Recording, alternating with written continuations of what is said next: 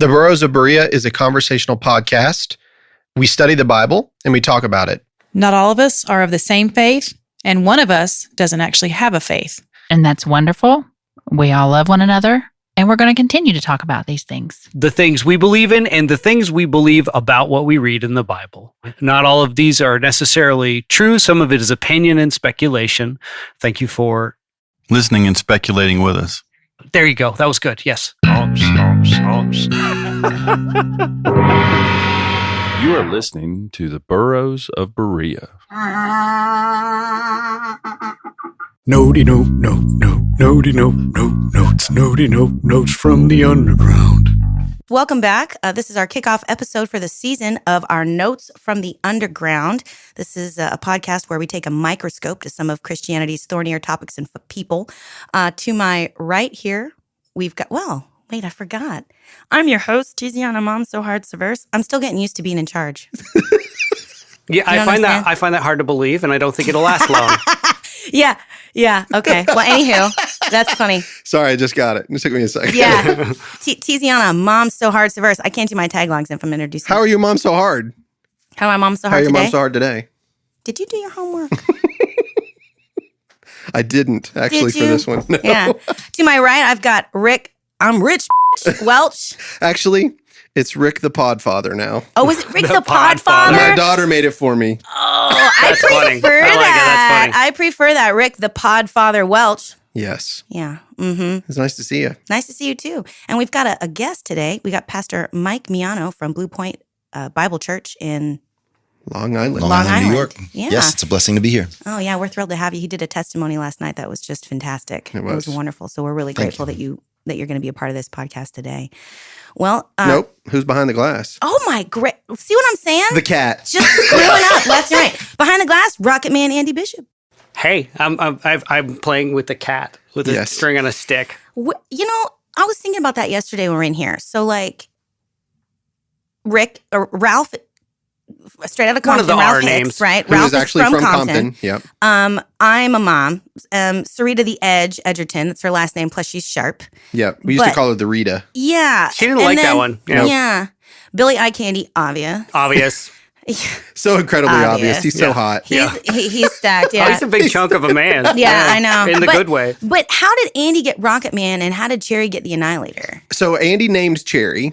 Okay. He was like, I didn't know that. No, you did. If you go back and listen to it, Andy, what happens is Ralph says, we should call her Cherry Bomb. And he was like, yeah, we're not going to name her that thing. And then Billy said, Cherry Fine. He goes, no, I think the whole point is we need to give Cherry something different, like the Annihilator. Oh. And so she became the Annihilator because of you. Oh, no kidding. You know, I literally didn't know that. I just thought it was funny because she's timid, you know, just to be like Cherry the Annihilator Lewis. But I guess that's what it was. But yeah, I didn't realize the word literally came from me. I honestly don't know why I called him Rocket Man. I don't know if Elton John had been on the radio and it's just in my brain, but I was just like, Andy, Rocket Man Bishop. And he's like, what? So great. I know. It's so perfect. It is fine. I like it. Yeah. I get to make the noise, although sometimes I avoid it. But if he's in trouble, we call him Andrew Aaron Bishop. Oh, yeah. Yeah. Andrew, do you get in trouble often? the dingy Bishop. I've said that. I'll say trouble. Mr. Andrew Aaron Bishop. He'll go, ooh, I'm in trouble. Yeah. So that's funny. I like that. Oh. So, Mike, have you listened to any of these notes from the underground? I listened to the Olivet Discourse going through that. Was that that was a side study? So the notes from the underground is like a breakdown. The first one was a breakdown of the John Olivet Baptist. Discourse. Actually, it was Olivet Discourse. Okay. It was like a 6.5. We called it because I had all these notes and I just had to go. So that's why. And Andy called it Notes from the Underground. That's right. That's right. And Which yeah. Which I still think is hilarious because it's definitely a reference to that Dostoevsky book. Yeah. In my head, which makes no sense contextually, but it entertains me to no end. So, yeah. And so what we did was then, obviously, how did this happen? Oh, Andy invited Tiziana out. Well, I was like, I just was like, you know who probably, because I don't know why, but recently I'd been talking to Tiziana, and I was like, you know who can talk and is in school for divinity? Yeah. I was like, probably this is a good fit. Which is what I needed because, guys, it gets like I get exhausted. I love to talk, obviously, and I love Right. to listen to myself talk, obviously. But- But there gets moments when I need a break, man. Well, and also, one thing that maybe doesn't get communicated quite so succinctly when we're doing the podcast is the amount of research. There's a lot of The work. amount of time and research. Like looking at this my notes for Ruth, I'm in a Word document, 12-point single spacing, and I've got 8 pages Right. of notes, multiple books that I, picked up and read. Same with the Mary Magdalene, Yep. Deep dive. Like if you're going to, especially with this particular podcast, Notes from the Underground, we're specifically taking like a complicated issue or a complicated person and like digging in with a fine-tooth comb. So that requires a lot of research beyond just reading the text, And so, so that's the other part of it. I mean, I think it probably took me, of course, I'm also juggling the kids and Of course. in the, trifecta of death, which is what I've been referring to, the recent COVID outbreak, flu outbreak, and RSV outbreak. Yeah, it's Been, it's crazy. hurling towards parents of It's a young lot. children at like a breakneck speed. So, between that, I've got the kids at home and I'm trying to study. So, it takes a long time. Yeah, Mike, also, whenever we do this, if you have something that comes to mind, you just have to jump in because we will literally, we'll take up the time. Andy knows how to like just jump right in the middle. I've been doing a lot of fart noises with my mouth this morning. I don't know why. But anyway, that's how we jump in. Fart noises are hilarious. It's not rude. It's Yeah, not no, it's rude not in here. rude. You just interrupt us when we have a thought. If you're going to get a word in edgewise, you got to. That's the only way You you're got to gonna be get a little in. bit rude. Yeah. Which, speaking of a word in edgewise, want to jump in? I do. Yeah, so what we're discussing today is the book of Ruth and the character of Ruth. And just to get started, I thought it might be a good idea to talk a little bit about the historicity of Ruth, its composition, when, where, and why it was written. And because that plays an important part when we're talking about the historicity of texts and we're digging into their historical relevance.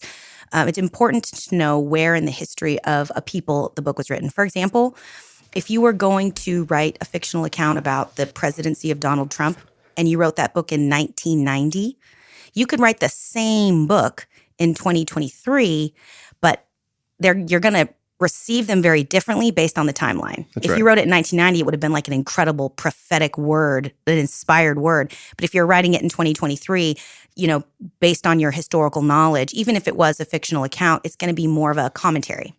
So that's what we have to look at with the book of Ruth. It was set in the time of the judges, but it doesn't necessarily mean it was written during that time. And we know for sure that it wasn't written during that time because the book ends with a genealogy of King David. Well, the book of Judges the period of time of Judges predates the monarchy. Right. So it couldn't have been written during the time of Judges. It had to have been written during the reign of David. Or shortly thereafter. So that's the conversation. If it was written, there are 2 possible theories about when the book was written and why. The first one puts the composition between 950 and 700 BCE. And the purpose of writing it at that time would have been to kind of glorify the dynasty of David in a post-exilic environment. So if you're putting the date there, possibly Jerusalem had already been destroyed. No, when did you say? But you're saying 900 to when? To 700 BCE. So the exile didn't happen until 586. Oh, wait, no, hold on a BC. second. No, sorry. The north No, at that sorry. point. Sorry. The north, See, yeah. this is what I get. 586 BCE and 516 BCE. Sorry. Yeah, okay. So that would have been post-exilic, yeah. Post-exilic, yeah. I know. As I was saying that, I was like, no, that's not right. I just read my notes wrong. So in a post-exilic period, so it would have been written between 586 BCE, 516 BCE, written by the Jews living in Babylon at the time. And at that point in history, in Israel's history, there was a lot of there was a lot of people writing things down because a lot of stuff had been destroyed. They were trying to preserve their culture and trying to preserve their identity as these sort of like alien residents in Babylon. So there's a lot of like things that got written down. That's when like a lot of the Babylonian Talmud stuff was happening because they were like desperate to try and like suss out their identity because their identity was so inexorably tied to their presence in the land of Israel. Now they're outside of Israel. So they're like, oh, we got to figure out who we are. So it's possible if it was written then that it was written as a way to sort of glorify the Davidic dynasty and to remember the height of their success and the height of their loving connection to their God through David's faithfulness. Right. So that's one theory about when it was written, which is why it would have ended in the monarchy of David. The second theory, and that's the one that would have been between 950 and 700 BCE. The second theory is that it was written by Samuel, the prophet who anointed King David, as a way to sort of justify David's taking over of the throne. Because originally, of course, Saul was anointed the first king of Israel.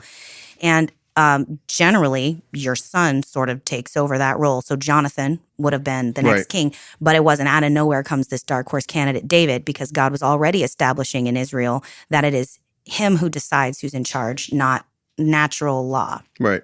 Foreshadowing of Jesus. Mm-hmm. But so at that time, it would have been Samuel writing it as a way to justify the rise of David as the new, king, and sort of quell some of the anxieties and fears that maybe Israel would have been having with this definitely like usurper. There was a war. Saul was murdered, and now this new guy's on the throne. That can create a lot of like cultural anxiety. Yeah. Can you imagine?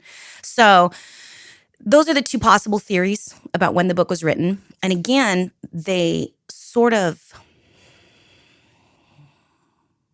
how you perceive the book is going to change a little bit based on when you think it would have been written. Because the general overall theme for Ruth is a term, chesed, the Hebrew word for like loving kindness. Mm-hmm. And the story itself is, of course, the story between Ruth, this woman who is not of Israel, and Naomi, a woman who is.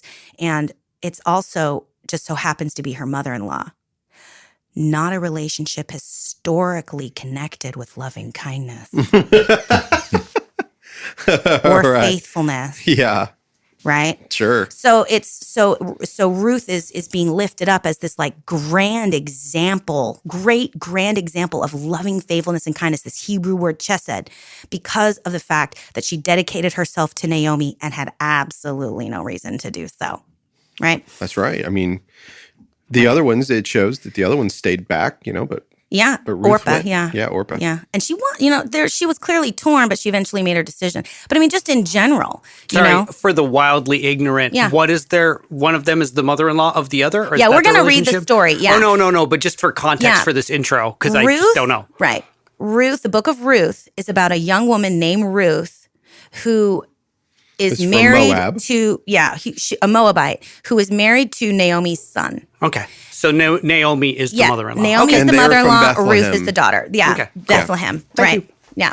So, so as we kind of like dig through the book and as we kind of like think about it, it might just be useful to keep in mind, what exactly it is, how exactly loving faithfulness and how exactly that sort of faithful commitment. What exactly the context of that is. Was it designed to shore up the crumbling faith of a post-exiled people? And the book was written to keep them in mind that the loving faithfulness of God, as depicted in the relationship between Ruth and Naomi and how God provides for Naomi through Ruth, is that to sort of bolster their spirits? Or is it designed to sort of justify David's reign? Because David spent a period of time chilling in Moab before he was king. And it's also possible that the book was written, and because there's a consistent and deep framing of Ruth as a Moabite. That never changes throughout the book. Nope. Yeah, I'm glad you mentioned that. If I might say, one other picture that I see coming through the book is the prophetic, that it's speaking to the bringing in of the Gentiles. Mm-hmm. But they couldn't have possibly known that at the time. I guess from the inspired perspective, God's wisdom, he's prophetically pointing to the fact that what I love is where Ruth says, he shall be my God, right? Yeah. So pointing to the Gentiles becoming the people of God as well. The hope of the nations was for Israel, yes, but also for Israel to be the light to the nations around them. Exactly. So we have those two concepts when it comes to looking at, the Bible, and we have the historical implication and the modern day application. That's what my pastor, Joseph Hackett, always says. And so that is like the more modern day application and the inclusion of the Gentiles in the story. At the time, if it was written by Samuel too, because David is, it's a glorification of David's line and also from Bethlehem and designed to show God's favor of this family line over the family line of Saul. But that family line clearly was favored by God because it was the line that eventually produced Jesus Christ. Yeah, so Could it Samuel switches possibly have known? within the tribe of Benjamin where Saul was at, then this is switching to the tribe of Judah. That's right. It's a massive switch here. But that also that's also the line of David is, and when we get into the story itself, that's also where Naomi and her husband are. They're all from the tribe of Judah because you have, Perez and Tamar are part of that genealogy and all this other stuff. So it's either way you look at it, it's interesting. Just interesting to me what concept of faithfulness is being propped up here in the story, and how does it participate as we go down the line. I personally am kind of more of a fan of the concept of Samuel writing the story as a way to justify David's taking over of the throne. And again, the anointing passing from the tribe of Benjamin to the tribe of Judah, just because of my own belief in Jesus. And so I tend to prefer that storyline versus it being, a way to make sure that the identity of the Israelites was solidified and reinforced and reaffirmed even while they were in exile. That's just me. But, it's important to know there's either possible interpretation. We don't know which one it is, but, it's important to remember because some people might prefer the post-exilic theory. Yeah. That the story was written or recorded at that time to sort of like remind these people of who they were and don't lose sight of your identity even though we're in this foreign land. I mean, take whichever one matters to your spirit because it's not a salvation issue, but you have a choice. Yeah. I mean, I think that, and I'm more of a modern person. I might be leaning sort of where you were, Mike, with that, thinking, because I'm looking at it as in where it fits in the whole, and so of course it's easy for us on the opposite side of this. We have Christ and we understand it, but just to be able to look at the genealogy of the most holy man that ever lived and to see a Gentile woman in it. Not just a Gentile, y'all, a Moabite. A Moabite. Let's get it. Speaking of. I'm just saying I'm coming from a modern perspective. But that's exactly, and again, that's why I like that read too. Yep. I like the idea. And plus that's something that we know from previous podcasts we were talking about. When the monarchy was established, Israel went from sort of this loosely confederated band of people to having a more consolidated, centralized government. What that also often means is the rise of a bureaucratic class, because when you have a centralized government being supported by taxes and being supported by extra food and this and that, that's how you can have an army. That's how you can have bureaucrats. It's how you can have religious prophets and scholars, because there's all of a sudden when you have instead of people that are kind of farting around hunter-gatherer, they're confederated, they're working together, they are farming the land, they are producing a surplus. Then with that surplus, you can support people that aren't working the land, like an army, like civilization, baby. Right, like prophets, like people that have the resources to like go to school and learn how to read and write this stuff down. And we saw a huge, we saw a burst of that. That's why we have more collections of writings and more knowledge of that period of time than we do, say, the beginning of the we only have one book, Joshua, right, of like the taking over of the land. Yeah. But then we've got tons of books about then what happened during the monarchy, because they had the financial resources to provide a bureaucratic and a priestly class that could dedicate their time and energy to documenting these things, writing these things down, keeping track of things. Isaiah had a whole school of people, because there was the financial resources within the monarchy to support that. So it's also possible. So that's another reason why that theory sort of sits well with me, is because Samuel would have been within that monarchical period, also within that period of time where there was a creative flourishing in Israel, because people had the resources to devote their whole life to being a prophet or to being a scribe or to being a person who worked and lived around the castle, keeping track of the library and whatnot. There wasn't no library before that. And there wasn't nobody, there wasn't no library to take care of. But you bring up a really good point, because you have, within the book of Ruth, you're learning about Jesse and Obed and, and of course the lineage of David. And it's critical to the Hebrew people to understand what the line of David is. That's why it made the cut for the canon. It made it, there were other books that were written that didn't make the cut. That one did. Isn't that interesting? It always fascinates me how God worked that out. Mm-hmm. You know, because Ruth, by all accounts, is kind of like an odd duck. Yep. You know, it's this pastoral romance novel kind of crammed into this in the middle of his like history and prophetic writings. And all of a sudden you got the book of Ruth. It's just this gorgeous, sweet little, you know, like romance vignette. It feels to me like and we're going to get into it. Ruth always reminds me of, I know this is going to sound silly, but kind of like the Exodus. Whenever you hear at the end of Genesis that the people, the tribe of Israel, you know, had to go because of the famine, they had to leave and they had to go down to Egypt, which is where the food was. And Joseph was placed there by God's providence to be a leader and to help his family.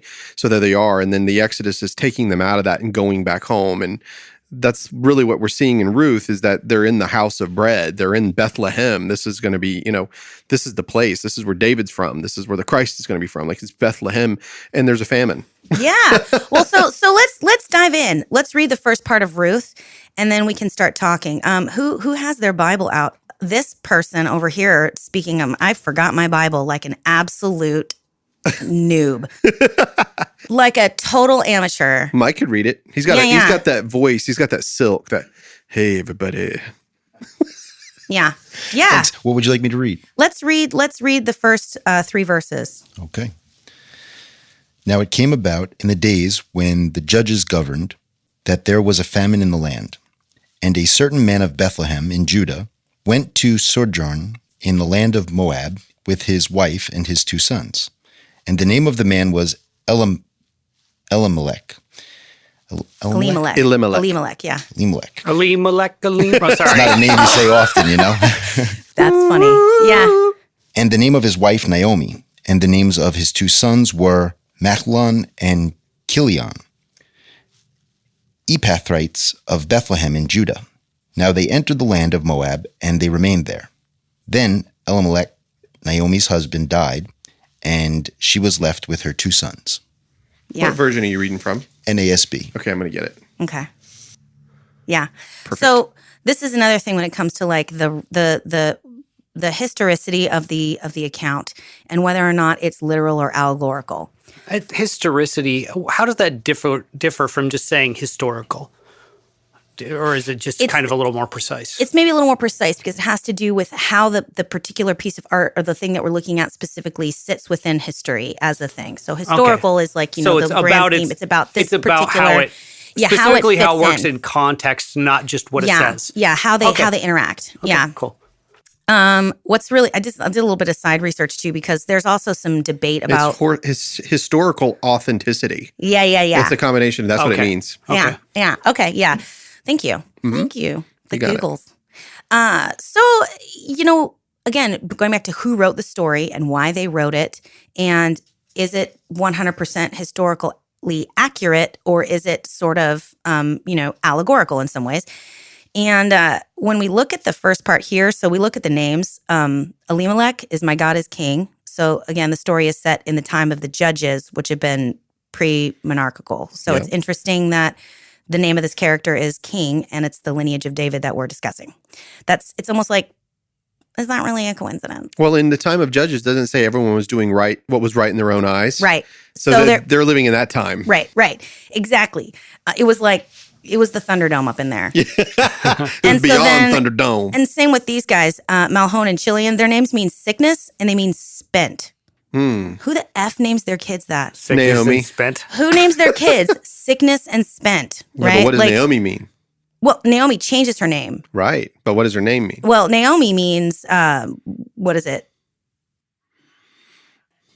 Yeah. It means like blessed one versus Mara, which means bitterness. Bitterness. That's right. So she changes her name, right? So Naomi but she changes her name in order to fall in line with the story.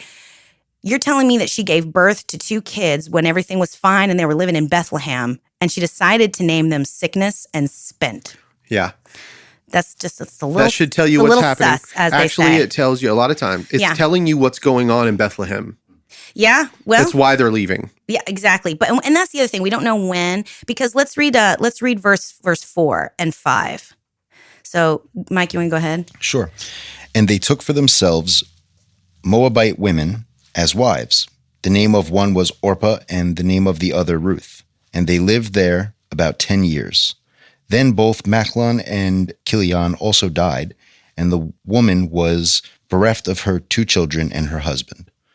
So We're going to have to rent him. that verse right there. I know.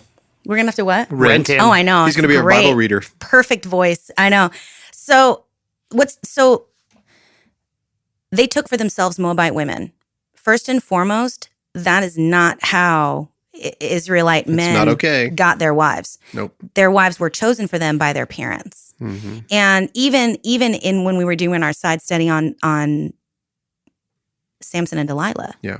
When Samson saw that his first wife and was into her, what did he do? He didn't take her for himself. He went to his parents and said, "Go get that one." That's for me." right. So we're already finding ourselves in a conundrum and in a very unusual period of time in the history of Israel. And again, I think it's reflective of this time of the Judges, where it was sort of like the Thunderdome.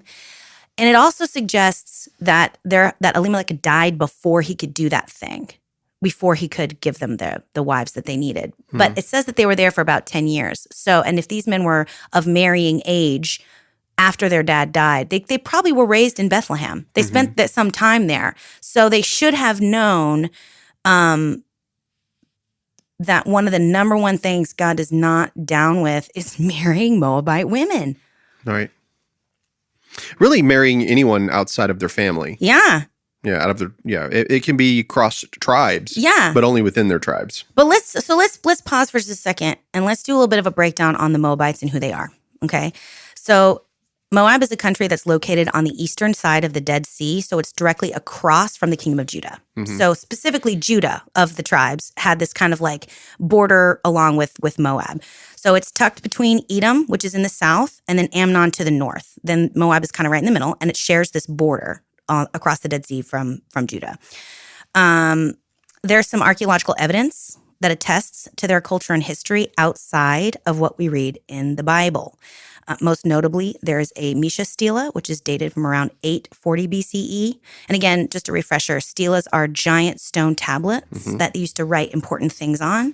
And when we find a stela, it's good archaeological evidence that attests to the culture at the time that the stela was written. So when we find stelas that support archaeological evidence that supports the presence of Israel, or like some of the people talked about in the Bible, it's a wonderful sort of affirmation and reaffirms the historicity, which the historical accuracy of these texts. So there is this Mesha stela. The 10 Commandments, for example, would have been on stelas. So the story that's inscribed on the stela, the Mesha stela, is more or less mirrors some events described in 2 Kings. So this particular stela mentions the Moabites and how they did these kinds of things and blah, blah, blah. And the story that we have on the Mesha stela mirrors the story of 2 Kings, which is where like Judah and Edom go up to fight Moab, and then they ask Elisha to come help out, and that's that story. Uh-huh. And so the fact that Moab is mentioned there in that stela attests to the fact that these guys actually exist, and they're not just like some made up characters in the Bible, so that Judah has something to fight against. Right? Well, if you go back to Genesis 19, this is whenever Lot is with Abraham, and if you remember, he's now in Sodom and Gomorrah. Are you going to get into that? I am. I'm not going to jump into that. No, but that's what's you were next. just talking about who this person is real. So it was just kind of like when just to be, because what we're going to jump into with the Genesis story, that's sort of Israel's version of Moab. And so we're going to have to remember that people do have cultural biases. But even outside of Israel's conversation. Are you saying that the Israelites have a cultural bias? Oh, yeah, baby. Anything outside of an Israelite is a dog. Yeah. So but what I'm saying is, so again, the story in 2 Kings, like when Moab's fighting and they bring up Elijah, and like the king of Moab offers up his firstborn son, and it's this whole gross thing. And then actually, interestingly enough, the Moabites still kind of whoop Israel's butt. The Bible stops there. The Bible didn't get into that story. Yeah. This Mesha stela does. So it's cultural evidence that the Moabites did have their own culture, and they were documenting their own history, their version of who they are, right?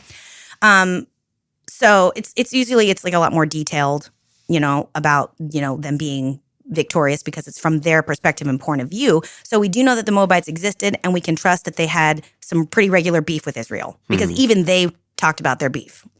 For something to be important enough to be inscribed in stone like that. Yeah, this wasn't just paper. This was this took a minute. Right. It took a minute.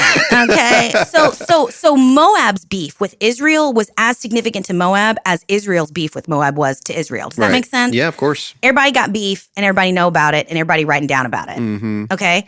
So now we jump into when we first meet Moab and we first meet the Moabites and Israel's version of who they are and where they came from, because that happens way back in Genesis. Go ahead and pick it up, sir. So do you want me to just read where we hear it? So Genesis 19:36. So thus were both the daughters of Lot. So if you know the relationship between Lot and Abraham, it's going to make sense. With child by their father, and the firstborn bare a son and called his name Moab, the same as the father of the Moabites unto this day. And the younger, she also bare a son and called his name Ben-Ammi or Ben-Ami, I don't know how to say it, the same as the father of the children of Ammon unto this day. Yeah. So is that true? Is that historically accurate? You know, that the entire nation of people is born out of an incestuous relationship between Lot and his daughter? Or is that just sort of Israel's way of saying they're talking shit? You know, I don't know, because we don't know, but Israel is acknowledging that there is a familial bond between them and Moab. Mm-hmm. But they're doing so in the way that you would that sort of like piece of shit uncle that lives in a van down by the river. Yes. That's what they're doing. Yeah. Because there is this, they do have sort of a bond. A lot of these ancient cultures that were like living in Levant at that period of time, they did. They intermarried even though they weren't supposed to, but they did. So they had these kind of cross-cultural ties. So this is Israel's way of sort of like begrudgingly acknowledging we have some kind of blood with these people, but they're gross and ew.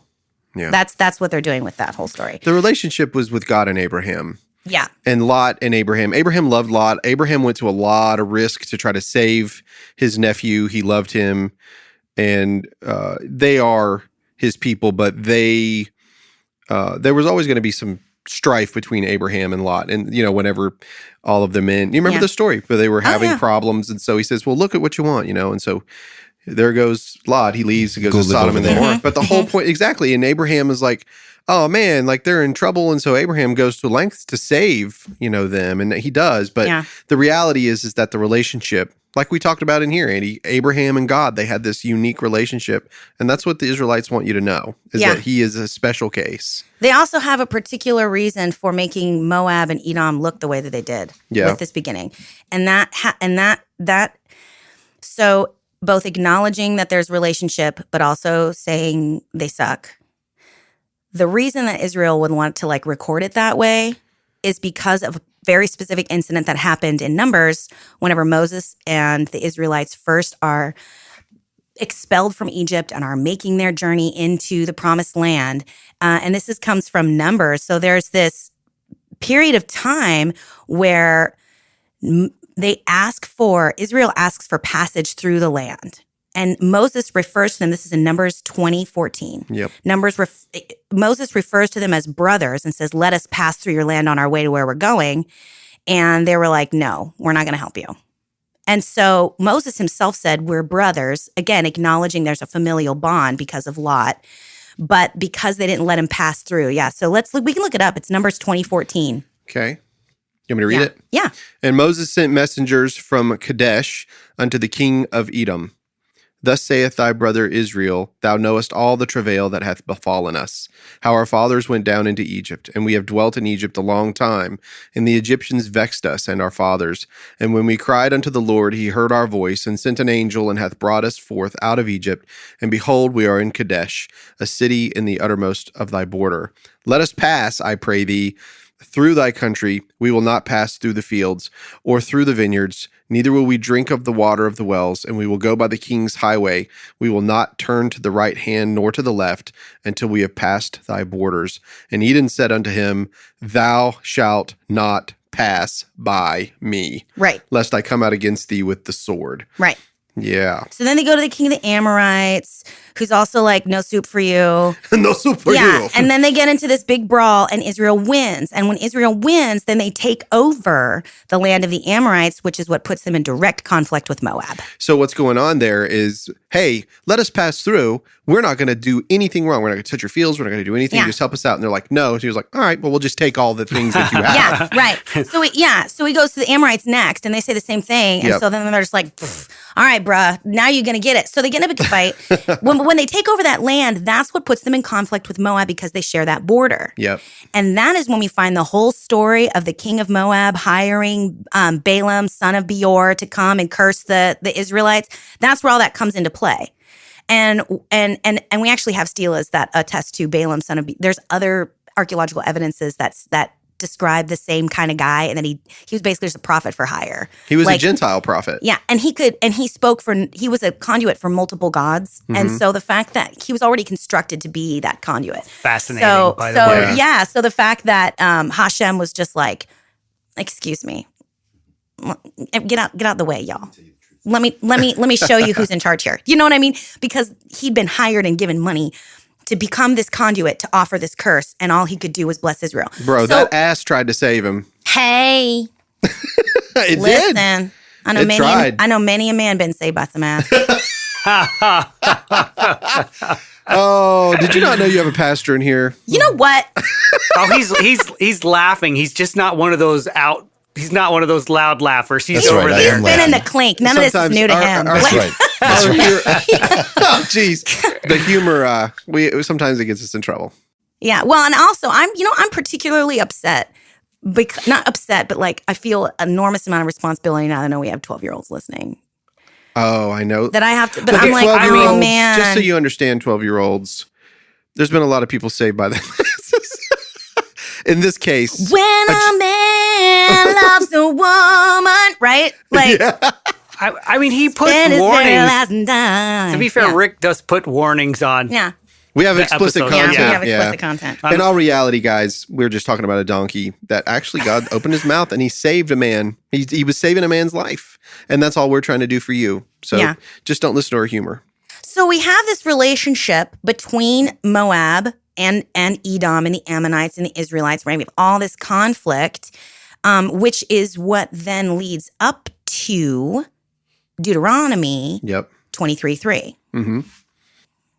I have that written down, but you want to go ahead and read it? You want to read it? So Deuteronomy 23:3, and again, so Genesis, Exodus, Leviticus, Numbers, Deuteronomy, Joshua, Judges, Ruth, right? So Moses is leading through the wilderness, and he's trying to figure out how to get through.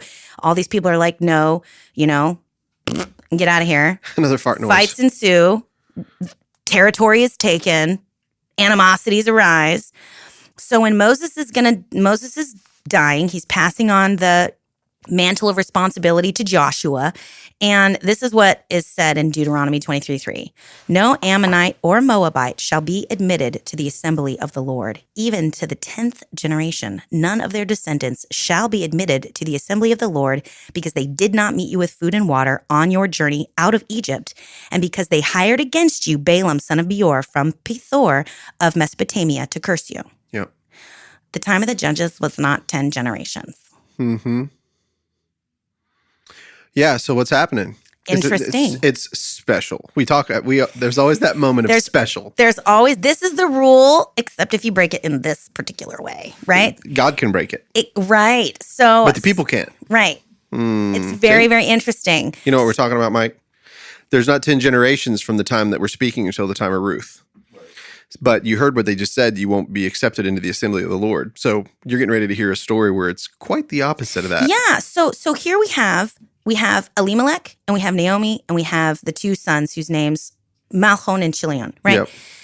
They are part of an ethnic identity that has historical beef with the Moabites, and whose religious affiliation is so against the Moabites that the laws of their God state for 10 generations, you are not to intermarry with these people. They're not to be admitted to the assembly of the Lord for 10 generations. Now, have you double checked the generations just to be sure? Well, we don't know, because we don't know exactly within the period of time of the judges. But we have the genealogies. We do have the genealogies, and I don't even think it was full 10 generations. Yeah. Well, why don't I check on that while you're still talking? Yeah, go ahead and check on that while we're Yeah. talking. But like, it's just some random, like, in the time of the judges. And so the theory being, 10 generations is a long time. If you think of a generation at that time was 40 years. So 40 times 10 is 400. Yeah. Well, conceivably 20 still. But so at Yeah. least 20. What's 20 by 10? Yeah. That's a dead minimum, right? They say that the 40 is based on It's a biblical generation is 40. Yeah, because they wandered through the desert for 40 years until that entire generation, quote unquote, had died out, and then the next generation was able to take it over. All right. So when we hear generation in the Bible, we often tend to assume it's a shorthand for 40 years. So whenever Jesus said, "This generation shall not pass away," was it 40 years or 2,000? Okay, I'm backing off. Back to you. Right. Sneak that preterism in anywhere you can. I'll just stick it right in there, pal. Any kind of crap. Anyway, sorry. But no, that's what I'm saying. So generally we say 40 years. So I don't think it was 400 years between the time that Joshua and the Israelites entered in and the establishment of the monarchy under Saul. Mm-hmm. I don't think it was. Okay. But you know what? What I think doesn't matter. That's why we go to the text. That's true. But even so first of all, Deuteronomy's like, not even to the 10th generation. But then when God tells them to go up and take the land, it says very specifically, and do not marry any of these people. Do not do it. Do not give your sons, do not give your daughters in marriage to their sons, and do not take their daughters in marriage to yourself. Which is why, way off base and way later, Ezra, when they're reestablishing the temple after the exile's over, at the end of Ezra makes all these Israelites put away all their foreign wives and all their children, which is an effed up thing to do in my personal opinion. Because those children and those women didn't have anything to do with it. So there's also some people kind of theorizing that this story and Ruth's Moabite identity is so hammered home because it's in a critique of Ezra doing that. Because yes, God said don't marry, but then here you have lots of opportunities where people married in do the right thing.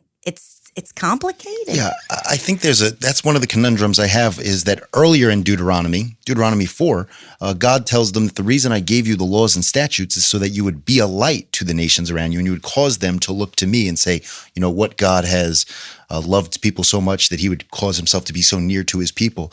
So I see that. And then as I read through the book of Judges, the theme that I constantly pick up is these people began to do what was right in their own eyes. So as you said before, where God can do what he wants to do, what he's trying to teach his people is you're not going to do it your way. Mm-hmm. He does want to affect the nations around them. Mm-hmm. However, it's not going to be by you going over there and picking your wives and deciding to violate the covenant. And I know I'm not the only one that's frustrated every time I read these stories where it's God told them not to make covenants with these people, not to get married into these families. But again, we see this sort of other picture where he did want to have an effect. And at this point, again, I think there's a maturity story happening here where he's saying, listen, you're a child. I need you to listen and I need you to understand why I gave you this covenant and you will affect the nations around you. Here you see they're sort of jumping the gun and they're going and doing things their own way and trying to affect the nations around them. I like how you said maturity story because that's kind of like what Andy and I went through in our conversation was about how Israel is learning about God. It's a maturing. They're actually maturing through time about who the God I find of the Bible that, is. fascinating way to look at that story. I do. And the Bible actually says it within itself, that like he said, using the word maturing or you're growing. Like we talk about Jesus growing in wisdom and stature. Like this is what's happening, and this story in Ruth is doing the same thing, Sorry to interrupt you. So just go right back to where you were. But No, that's where I'm at. Go ahead. No, I was just saying that you're learning a lot about who the Moabites were in relationship to this people that's maturing in God. And you see the havoc that comes from these relationships that they create, with themselves, with these other nations and the things that they do. But God always has a way of bringing it back to him. Like even if it's one, and it could be a little Moabite girl. No. Wasn't that romantic? It was. But that's all go back to like my personal, the lens that I read the Bible through, which is as a woman. And whenever I see God going out of his way to care for women who are historically so vulnerable, especially in this period of time, you know. And that's when we talk about like whenever God gives a barren woman a baby, which happens all of the time. Yes. All of the most important men are born from these barren women. It's because it's the men are just being born of a barren woman is meant to invoke the utter hopelessness of a woman who was barren, because she would have no one to care for her in old age. And this is like before health insurance. Yeah. Okay. This is before modern medicine. Yeah. This is when if you had a sore tooth, you just yanked it out. Yeah, like we talked about, with the sun. If you don't have If the you sun, don't what are you have going to a live son, with? if you don't have a son, you are guaranteed a terrible old age that is rife with starving and cold. And so, or moving into sex work or whatever it takes to moving into survive. sex work, right, exactly. Yeah. And so when God gives a barren woman a baby, it is meant to invoke the utter hopelessness and then how deeply you feel when God rescues you, when that is your level of hopelessness. Yeah, and I don't mean to take us off course, but it's like whenever Jesus reached his hand over onto the widow of Nain's son and touched her, because she was the widow of Nain and only had one son and he was dead.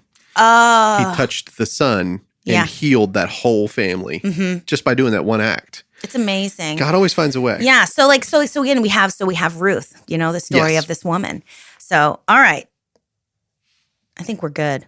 I think we've sussed out her nature, because that's like, I'm new. I'm new here. Yeah. Okay? I'm new here. So I keep like looking back to my notes too, and then You've like been here forgetting- months. You've been here forgetting months. where we're You're not new anymore. I know I'm not. Well, but this is a complicated Bible study, and so I'm Is that a good place to end your first part, or? yeah, because now we're going to jump into chapter 2, because that's essentially the end of chapter 1, right? We both of no, it's not. What am I talking about? No, we're nowhere near. We're nowhere near the end of chapter 1. That's the end of the introduction. Yeah. To the whole story itself and like what's going to happen now. So maybe that's a good place to end, and I can, spend some more time, maybe prep a little more before our next one. What was that joke? Instead of What was that scrambling to get joke? 2 kids in the car to daycare before I get all the way down here. There was a You know? joke. There was a joke that what would Boaz have been if he'd never been married? Oh, you told me this. It was Cherry that told us that. Ruthless. Hey, just given that last little bit of conversation, just a push for tell people to go listen to the Notes from the Underground, Mary, because we talk a lot about like that, the thing about women in that time and stuff, yeah. and it was a fascinating talk too. So if you haven't heard that one, just go back. Yeah. Mary Magdalene studying. Very good stuff. All right, folks. Yeah, well, let's call it. And hope you enjoyed this episode. And we'll see you next time on the Burrows of Berea. Yeah. Peace out. Woo! Cool. Hey guys, this is Rick from the Burrows of Berea. Do you know how much blood, sweat, and tears it takes to make a podcast? None. But that doesn't mean that it doesn't cost a lot. And so if you guys don't mind, if anybody would like to give to help us with these episodes, it would be great. We'll put out even more content. And if you go to our Patreon page, just search for the Burrows of Berea, you'll get extra notes, extra episodes, and it's pretty much free. $1 gets you a lot. Thanks, guys. Andy, Yeah. my human is crying. Okay. Let me, You sorry. can pause it. Yeah. I'll Do be you right want to? back. Do you want to bring her in here? You could put her in the couch. In here No, if you she's want. just, her passy fell out. She was in Okay. the middle of falling asleep. So let me go put the pacifier back in my human's mouth. My humans. I'm going to borrow that. Yeah. You'll have your a very own fresh one too. Yeah. I Very see fresh human. Very fresh human. on Instagram they have these memes where it's I made these humans, and they usually have like the funny video of the kids running around being crazy or strange, and the little slogan underneath the video will be, "These are my humans." This is what I'm responsible for. I just think that's neat. That's funny. I haven't seen that one. Yeah, although I'm used to people with the same sort of sense of humor that's very like my human. You know what I mean? That's funny. She won't be like, I told her she could put him right here on the couch, Yeah. but she doesn't. I don't know. She feels like that might be an imposition or something, I think. She might be worried about the animals too. Well, that's true. Greg might want to curl up on That's her true. face. Yeah, she said she doesn't want any of my cats to steal her breath, which she didn't mean that literally. She was joking clearly, but yeah, it was funny. And I do have many cats, so maybe one of them is a secretly evil baby breath eating cat. Could happen. They will curl up on a baby's face. It's incredibly warm and inviting. I know. I had cats and kids, but they never. My daughter now, she's got like 8 cats. She loves cats. Mhm. She's a total cat. That's more person. than me. That's crazy. You only have one, right? One cat? No, we have 5. You have 5 cats? Yeah. Just Greg's the only one that, they're all indoor cats, and Greg's the one I walk, and he comes to work with me too. Also because he's kind of like, he's young and he's a lot of energy, so it kind of gives the other cats a break. Yeah. And I am a cat person, so I like having a cat around. Yeah. So I like bringing him to work. That's right. My mom at one point had 28 cats. Really? Wow. How she tolerates. Now have I a think new she's winner. down to 14. We have a new winner. It's nothing. Tiziana's like, what are you talking? What? I had 4. Now I have 2, unfortunately. Cats? 2 passed, yeah. Well, two's a good number. 2 to 3, maybe 5 is too many. Yes, absolutely. Andy, can you play back what she was saying? As Associated Press wrote an article about, over 104,000 parents were out of work due to childcare issues, because for those of us with young children in the daycare system, I wrote a blog post about this. We are just like dodging diseases like some kind of live action version of Frogger. It is like COVID. It's the souped up version of RSV that's just literally putting children in the hospital. The pediatric ward at Mission Hospital here in Buncombe County was completely full. There were no more beds because that's how many children were sick, either with COVID, the flu, or RSV. And it was the holiday season and cold season all happened at the same time. Y'all, I have a 2-month-old. She will die. Yeah, right. That's right. So it was like, do you know what I'm saying? It was like the Hunger Games in my house. Do you know? Like, what are we dodging and you don't know? So like anything at a moment's notice just gets shut down with me because I have to stay at home with 2 kids. And so I haven't really been able to invest in this the way that I wanted to. So I can come in here when Aurora's in daycare, for a couple of hours, and then I got to get back to it. And so I'm like juggling the 2 kids. Aurora went back to daycare the first time yesterday. I picked up a shift at the gym working in the daycare to try and make money. I'm like doing all this stuff, and I get home and I've got 1 hour, and I'm like, okay, Lord, I'm going to finish reading this book. I'm at 40%. Right. I've watched this, I'm going to write my question downs. And the Lord was like, Tiziana, shh. Yeah, take a break. Be still and know that I am God. Yeah. That's right. Well, and what he said was, I want you to practice just listening. Yeah, wow. And so the fact that you sat there yesterday and talked about how important it is to just listen and the project to listen, my spirit was just responding to that so completely, because the Lord was like, your ears are more important than your mouth. And I need you to practice just listening. So when I came in yesterday, my spirit, my goal was just to, so I wasn't working on, like, I wasn't paying attention to my mic work, because my goal and what God had talked to me about, I'm like sitting here and God's like, I have an idea. And I'm like, what? And he's like, why don't you take a nap for 30 minutes? Yeah. And I was like, well, because also stay-at-home parent, so I'm doing the dishes, I'm doing the laundry, I'm doing the meal prep, I'm doing all the things, I'm pumping milk at the same time so that I can come do this. So my husband's got milk for the baby. You know what I'm saying? Like, and Lord's like, It's magic. yeah. And God was like, I want you to take a nap. Yeah. Wow. Yeah. And I was like, okay.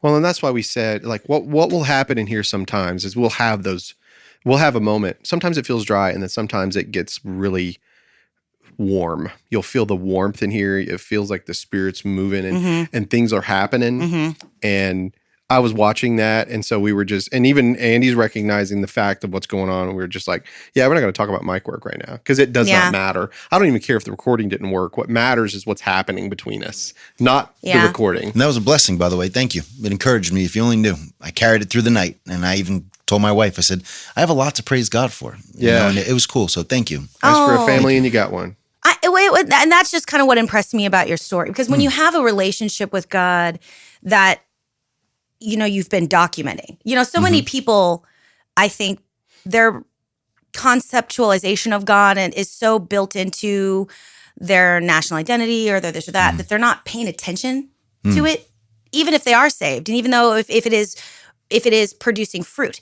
when you're lukewarm, you're not paying attention. Sure. And so the miracle of being on fire isn't just that you are telling everybody else what to do. You become intimately aware of like the miracles that are happening every day in your own life. And so it was like just, reading your book and then listening to your testimony last night, that it touched my heart, that I was like, what a miracle that God has worked for this man to give him the deepest desires of his heart. It was just beautiful for me. So He's still doing it. Isn't that He's wonderful? Still doing it, I'll tell you. Yeah. And you're about to have a little baby. I'm telling you. Do you know what you're beautiful. having? A girl. I got two. Yeah. That's fun. That's Yes. awesome. Challenging. I don't even know where to begin with that, but it'll I be a have blessing. 28 kids.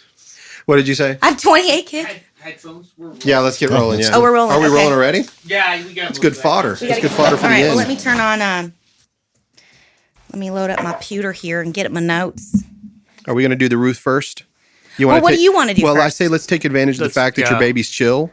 Yeah. So let's let you focus on what you've got going on. I think that's wise. And then if you Okay. can't do the other because the baby is too much, then we'll still be able to get the second part. Sound good? Yes, that sounds good. Which means I don't have to run this baby. She's got it under control.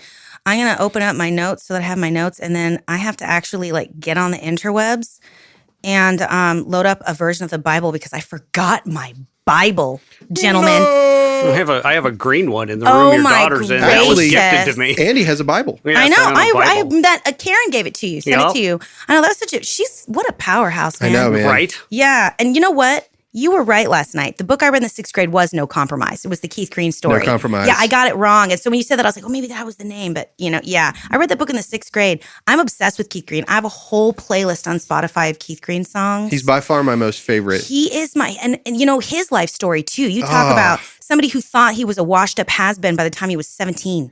Because he was in line to be the next big thing, and then Donny Osmond showed up and kicked him down. That's right. And so he was, using drugs and just, When he wrote The Prodigal Son Suite, he was an unbeliever. Stop your mouth. That I can't listen to that It will be played at my funeral. I got goosebumps on my body. I don't know, Mike, I don't know if you're familiar with Keith Green as a Christian artist in the 1970s. I feel like Shane Claiborne, he wrote a book called The Irresistible Revolution, and he explained a little bit about Keith Green. That's probably the limited knowledge that I have. When he sings The Prodigal Son Suite, that will be played at my funeral. Yeah. Because it describes all of us, really. But we know what the parable, of the prodigal son is. I call it the parable of the ungrateful sons, because both of them are ungrateful, and the father is the one, that's the one that's the loving one of all of them. But my favorite part is when Keith says, "When I was near home, inside of the house, he's looking at his home. He's coming back from being in that far land and just eating the husks, of what the sows were eating. Oh my gosh. And he sees the home. And then his father looks out and he sees him, and it says, I'm going to cry. I gotta calm down. He says, and he ran. Mm-hmm. And he fell on my neck and he kissed me. And when Keith Green sings that, when he's like, my son's alive, he just the dad, singing he was that. an unbeliever when he wrote that song. That is insane. And then he gets radically saved, and then the song meaning, he gets it. It's one of the most powerful testimonies. My son was dead. It's, oh my gosh. Yes. That one and the Easter song, that one gets me. Hear the bells ringing, they're singing that you can be born again. But the way the music is constructed as well, and when all the he first sings, that's just him in the piano. He was an incredible pianist. We always do this. I know, man. It's just we're spiraling out into God knows where. We connect to music, though. You and I. Oh yeah. I was about we to send stop each other songs. We can't. I was like, this is interesting. I'm going to let it roll for a minute. Rein it in. But. Yeah. Rein it in. We'll talk about it some other day. Yeah. Maybe we'll do a thing about Keith Green. We should, and then play his music. Yeah. Oh, golly gracious. You know Song for Josiah? That song, and then he died. I know. It was almost prophetic, And when he sings that, I got goosebumps. When he says that one thing, he's like, for a sister, God gave me your mother. Yeah, Dylan and I talk about that a lot. Oh, my son, I am only your brother. Yes. Yeah. For a sister, God gave me your mother. Yeah. But there was a mother so long ago. And here's me doing just that. Yeah, get it together. Yeah. Like the I will father. say this. Yeah. I wrote a song. I put it on YouTube. I wrote a song for my daughter, a lullaby, because I was like, how do I, especially in the tumultuous social and racial atmosphere of 2020 and 2021? How do I write a lullaby? How do I write a song for my daughter that encapsulates the complicated journey that she is destined to have, despite her whiteness, and how much more complicated it is for her cohorts of color, because we have these stories where we're like, oh, if you just do the right thing, then everything good's going to happen for you. How does that work out for our children of color?